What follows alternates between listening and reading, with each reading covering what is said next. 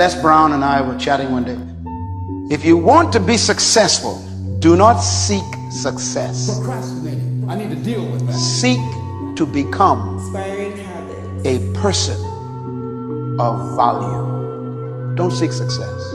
Make yourself valuable and they'll pay for you. Make yourself just like gold. In other words, develop a gift in your life. Become so valuable to everybody else that they will pay you to perform it. The key to achieving your vision is discipline. And this scripture found in Proverbs 29, it says, where there is no vision, the people perish. Blessed is the man who keeps the law. Where there is no vision, people throw off restraint. That's what that word perish means. Deciding to keep your word. If you just decide, I'm going to keep my word. If I say something, I'm going to do it regardless. Being more considerate, more trusting, more disciplined, being less fearful, being more adventurous.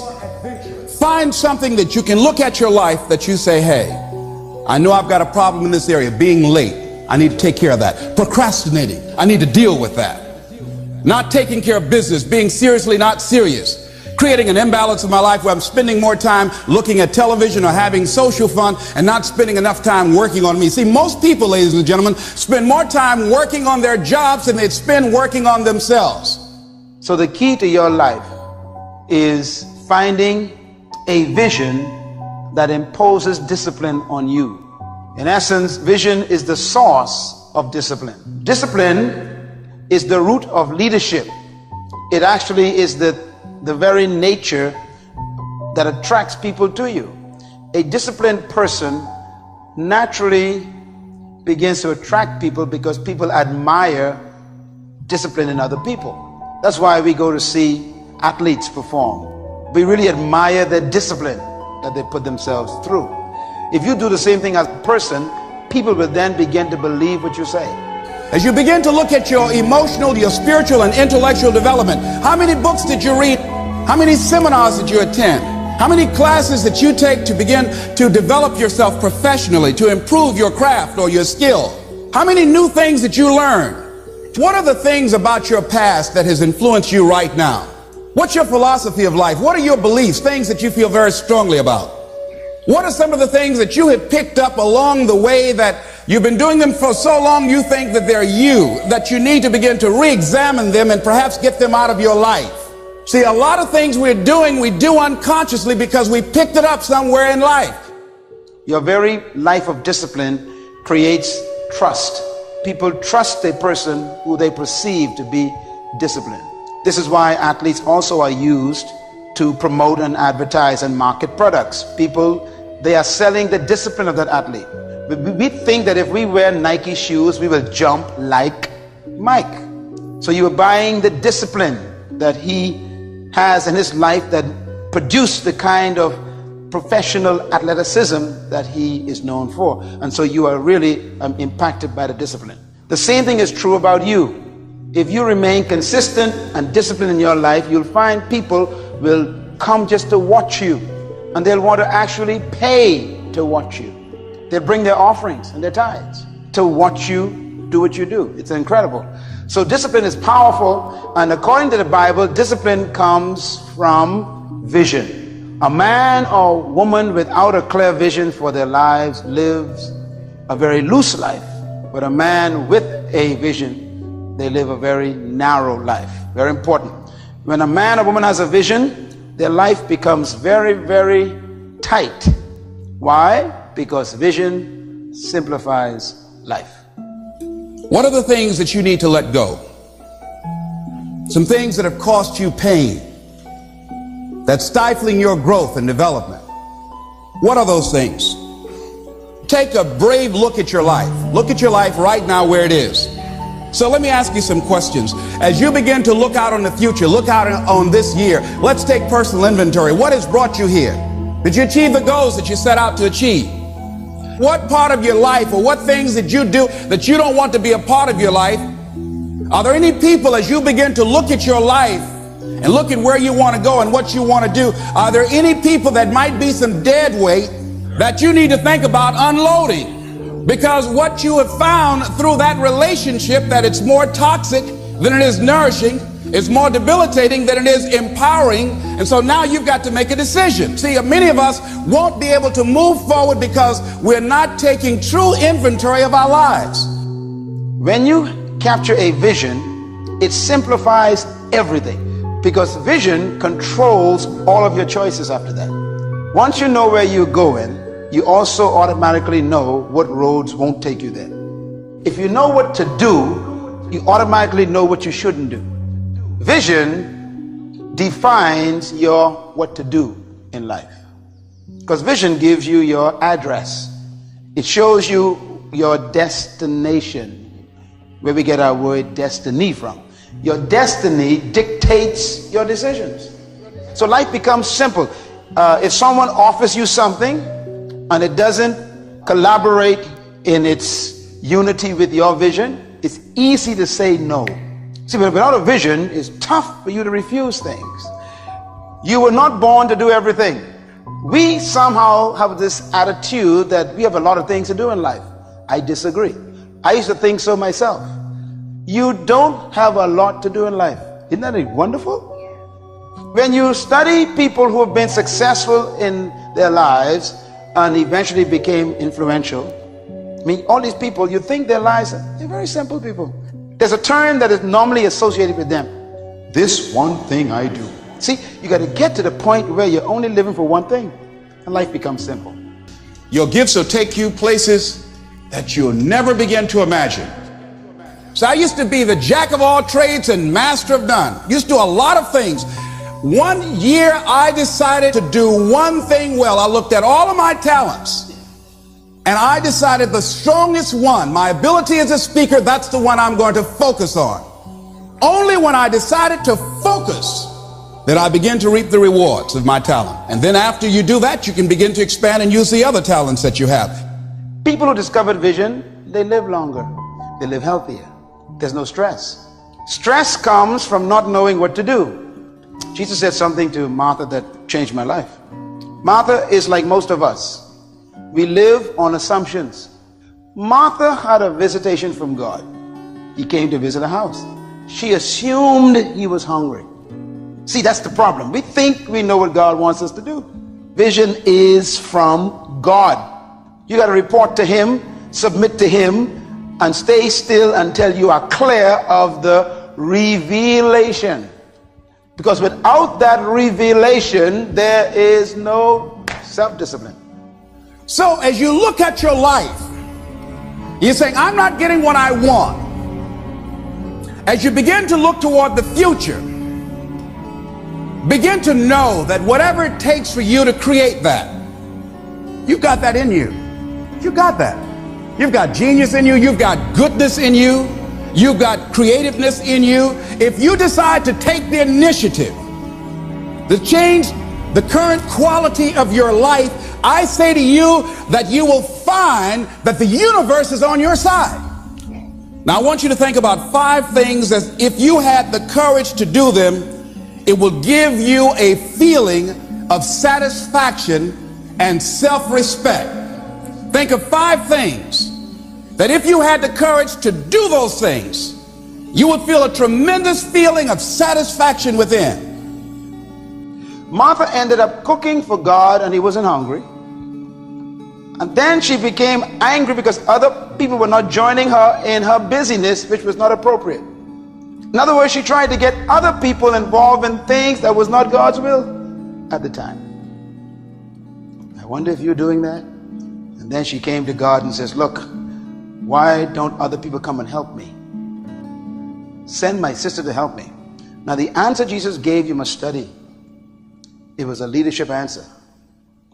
He said, Martha, you are so busy about many things. And that's what your life is like. All of you who have known me for the past 20 years, you know that I haven't changed. I've grown, but I haven't changed. There's a difference between growing and changing. I grow in my knowledge and my experience and my experience, but I haven't changed. I am still the same guy with the same message. That makes my life simple. He says, you're busy about so many things. You're trying to do everything. You're trying to be everybody and trying to be everything to everybody. And then he said to her, Martha, big words, only few things are necessary. Let me ask you a question. Are the things you've done for the past 11 months, were they necessary? Don't answer it, just think about it. You might be shocked at your answer. As you begin to look at yourself and look at where you want to go with your life, it's very important for you to ask yourself a question as you look at various areas of your life. Is what you are doing right now, is it giving you what you want? If it's not giving you what you want, it's going to take courage to decide to do something differently. It takes courage to enjoy yourself. What are some of the self-defeating behaviors that we become involved in that prevent most people from enjoying themselves? Some people develop the "what's the use" attitude. Why bother? Some people have the "I really don't care." And they convince themselves that they don't care and they don't feel anything. And after a while, they really don't feel anything. Their lives are empty. The question then is, what is necessary? How do you define necessary? It's answered in the Bible very clearly. It's easy to find what's necessary. According to Paul, the apostle, is defined like this. Paul says, 1 Corinthians chapter 6, he said, all things are permitted for me to do. I can do anything I want. He says, but not all things benefit me. Interesting. 70 years is so short, you ain't got time to make a mistake anymore. And if you're 40 years old, you are already over the 50% mark. So you better make sure you clear this thing quickly about what your vision is and define it so you waste no more days. Life is very valuable, ladies and gentlemen. Time is very valuable. And it's very fragile. You've got to decide to do what you can right now and don't delay. Not taking care of business, being seriously not serious, creating an imbalance in my life where I'm spending more time looking at television or having social fun and not spending enough time working on me. See, most people, ladies and gentlemen, spend more time working on their jobs than they'd spend working on themselves. They work harder on their jobs than they work on themselves. And whatever we achieve in life, whatever we create, whatever we're able to manifest comes out of the human mind. This is no time for experimentation. This is a time for intentional living. You got to know where you're going now. This is too late to take detours and go through corners you ain't supposed to go through and wondering how to get there. You better know your destination because you ain't getting no younger. See, there's some people in your life who are not necessary. Some of you got the wrong company and they've eaten up your time, wasting your time, eating with them and playing with them and watching TV with them and going to clubs with them and going out to conferences with them and all this stuff. And God is saying, look, you're still not getting where you're supposed to get to. These people are distractions. A lot of people don't ever do the things they're capable of doing because they allow themselves to go along with the crowd, following the crowd. Many people have things they want to do and they find themselves in relationships with people who are addicted to mediocrity and they allow their behavior to influence their behavior. Many people don't do it because of the fact that they allow their lack of self-confidence to immobilize them. I remember when I wanted to go into business for years, that was an agonizing thought in my mind. I wouldn't try it because I didn't believe that I could make it. Some people say, well, it's really not worth the hassle. Just too hard. It doesn't bother me anymore. The fact that I'm not living out my dream. The fact that I'm capable of doing more and I'm not doing it. The fact that I'm content but I'm not fulfilled. The fact that I'm not living my dream. Some of the books you have been buying are not necessary. Romance novels, magazines, fashion. I mean, they don't get you to your dream. You see, when you have a vision, it simplifies life. You can walk up to a bookstore shelf and know exactly what books not to buy. See, vision dictates everything. The statement here, I'm sure you know it well, right? Jack of all trades, master of none. Everything that you do is supposed to be motivated by your vision. Everything. Vision is supposed to be the source of your human motivation. It simplifies your life. Do you know why most people are actually poor? I know why they're poor. Poverty is not a problem, it's a result. Most people are poor because no one knows who they are. What do we mean by that? Vision helps you identify yourself before the people in the world. And because they know who you are, they know what to come to you for. Make yourself a person of value. If someone had to think about something that reminded them of you, what would it be? That's a serious question. Because if they never think about you, that means you have never made yourself valuable. You have become a jack of too many trades, so you master nothing. What is it that you've picked up somewhere in life that might be a liability to you? What fear, what beliefs that you're holding on to tenaciously that's no longer allowing your life to work? It's not enabling you to produce the results that you want to produce in your life, and you're still clinging to them. There's some old behaviors that just won't fit. What are the events? What are the circumstances? What are the people that have shaped you? Just thinking. What are the things that you need to let go? Some things that have cost you pain, that's stifling your growth and development. What are those things? What do they think about when they call your name? Your problem is they don't think about you at all. Become so good in an area that they can't ignore you. The world is filled with general people.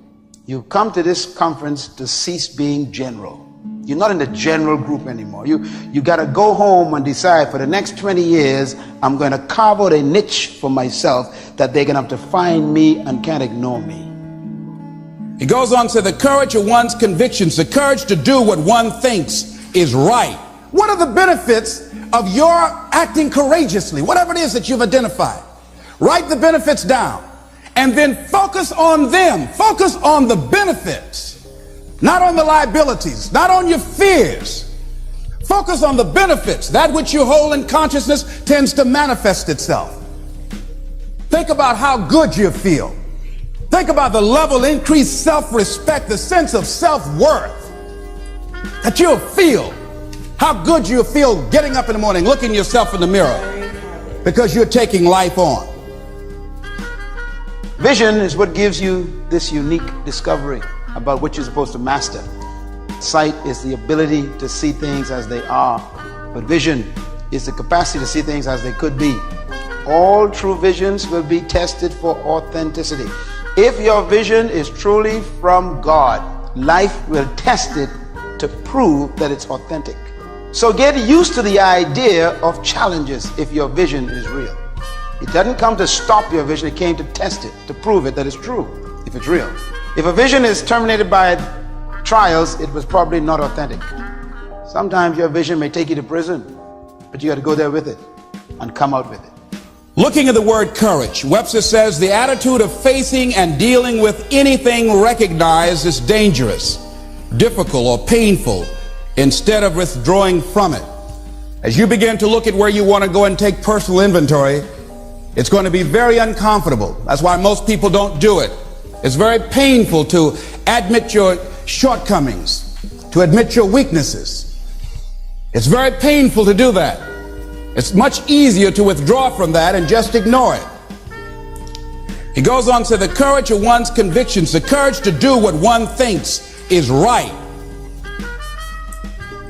As you begin to look at yourself and look at where you want to go with your life, it's very important for you to ask yourself a question as you look at various areas of your life. Is what you are doing right now, is it giving you what you want? Whatever you're supposed to do is not supposed to be erased. That's why I am convinced you were not created just to make a living and pay bills. You were created to give life and make a difference with your gift somewhere. That's why you came to this place. Here are some things that vision will do when you discover it. Vision will choose your future. Vision will choose your friends. Vision will choose your library. Vision will choose your use of time. Vision will choose your use of energy. Vision will choose your priorities in life. Vision chooses your diet. Vision chooses your attitude in life. If you know where you're going, it tells you how to think. Vision chooses your life. It tells you what kind of life you're supposed to end up living. And so it chooses what kind of lifestyle you begin living right now. Vision dictates everything. People who have no vision in their lives, they throw off restraint. They throw off self-control. They have no idea. And next, vision dictates your values. When you know what you were born to do, it dictates how you should behave and what kind of standards you should live by. Right away, it changes everything. If you don't use your talents, if you don't use this power, this force that you have within you, you're going to lose it. If you have the ability to write, and if you don't write, you're going to lose the ability to write as well as you do right now. So whatever you want to do, whatever idea that you have, the longer that you're sitting on that idea, you are either creating or you are disintegrating. If you're not using it, your skills are diminishing every day. You were born to find out what is right for you. When you find out what is right for you, then that's what's right for you. Everything else may be just good or wrong. So preoccupation with a good thing is no substitute for the right thing. Stay with what you're born to do. How much are you willing to pay to keep what you believe in?